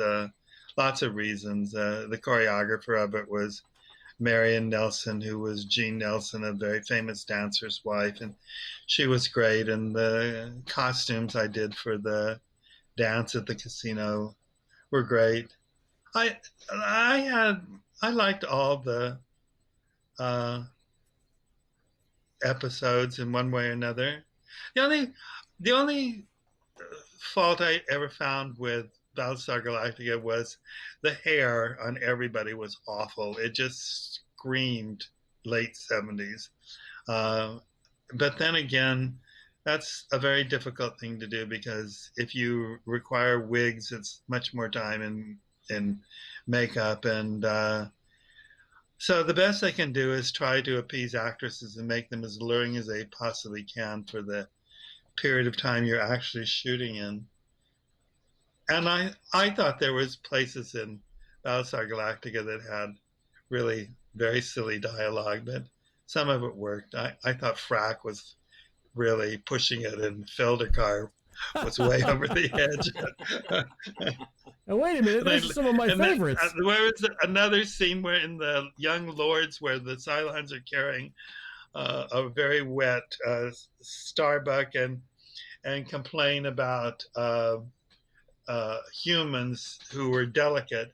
And Starbuck says, "Yeah, but at least we don't rust." And I thought, what a dumb line, because they weren't made out of tin. They were called tin cans, but they were actually made out of plastic. It was supposed to be like some futuristic material anyway. So, and they also repeated that line even more than once. Yes. So Jean-Pierre, your future outlook, there's a little bit of talk now that Galactica might be making a comeback.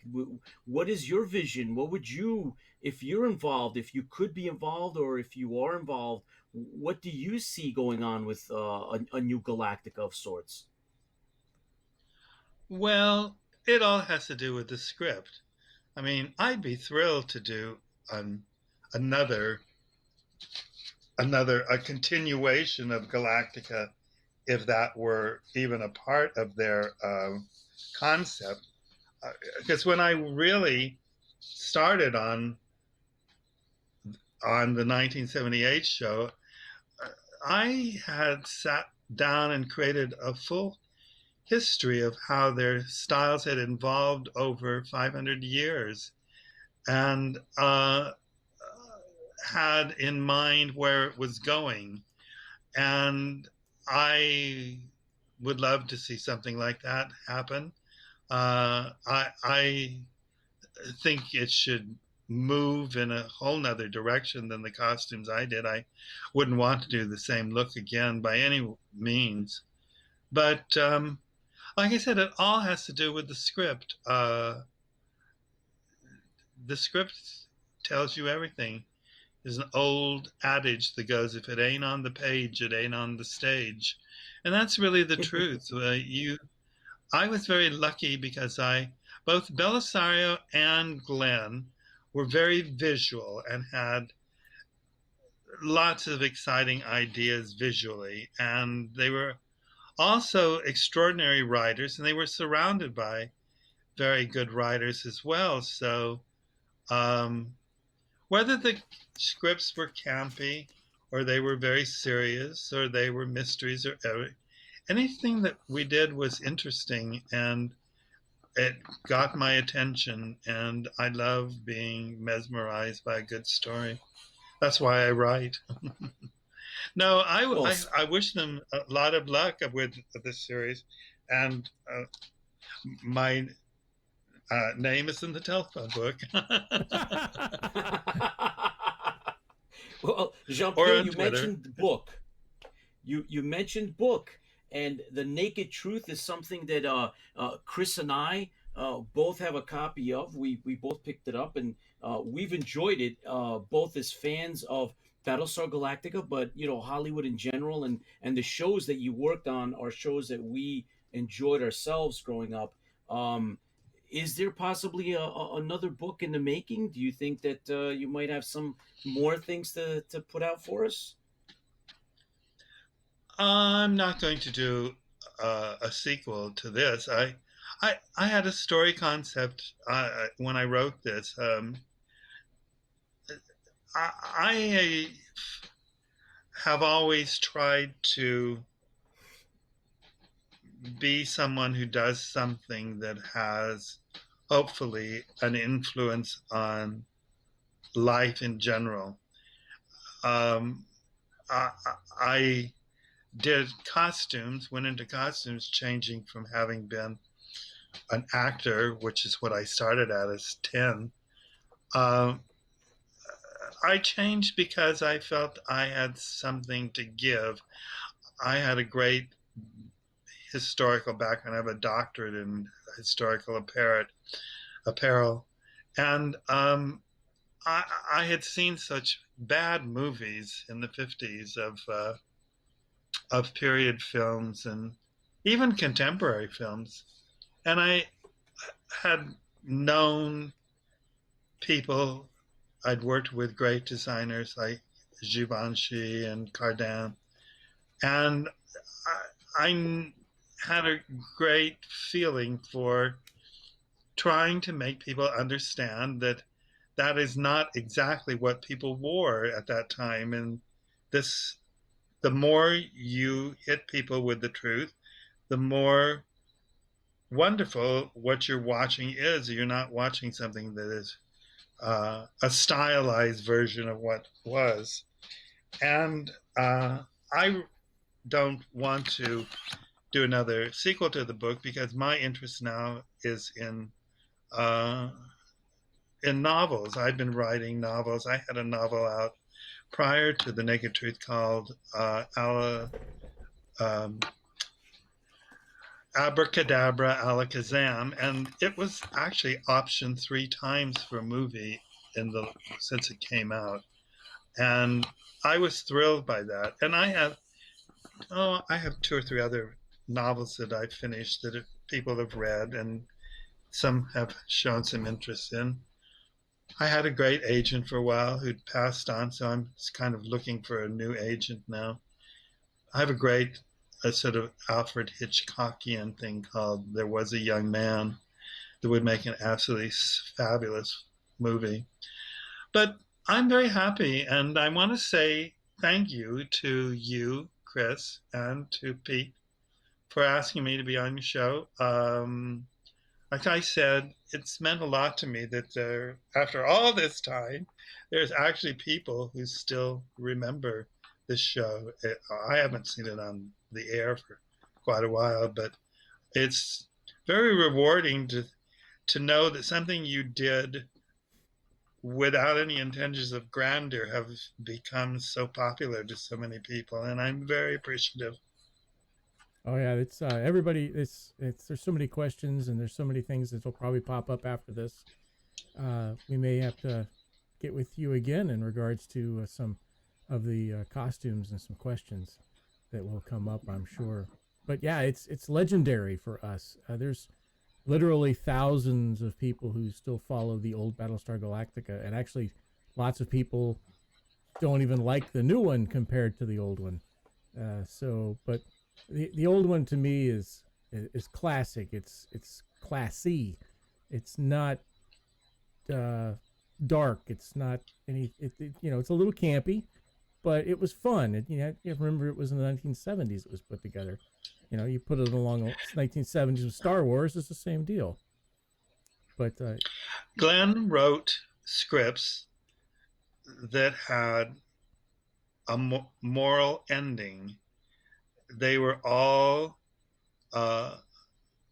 honorable to some extent, and no matter whether they were comedies or whatever, they all were a wholesome show.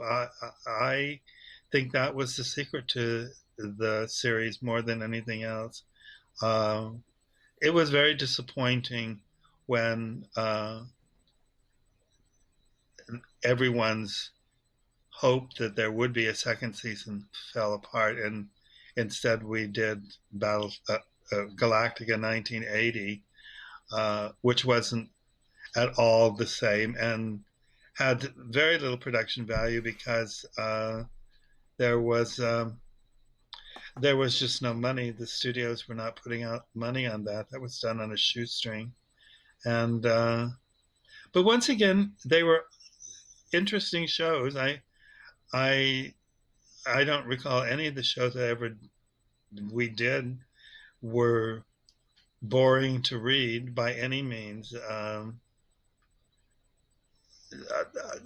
I found in watching the series recently that the second one that we did, I'm trying to get my papers in order here. The Last Planet of the Gods. That we had that epidemic in it, and we did all of that PPE equipment, right.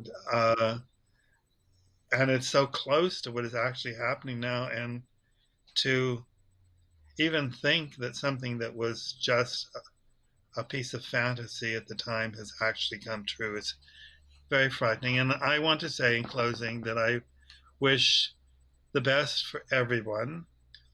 Please, please, please wear a mask everywhere you go. Don't take anything for granted, and be safe and be well, and the best to everyone. Thank you again. Good night.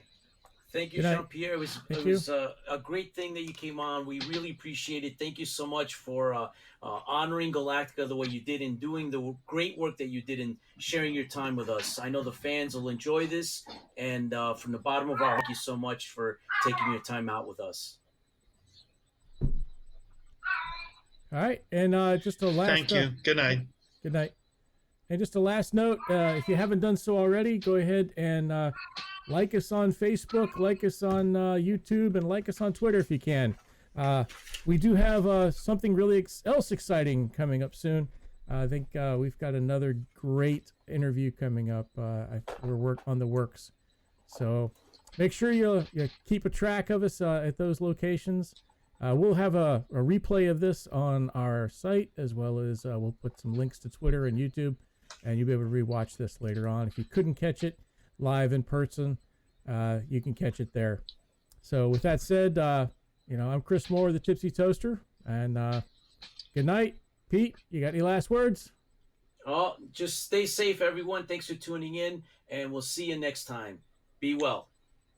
Y'all take care.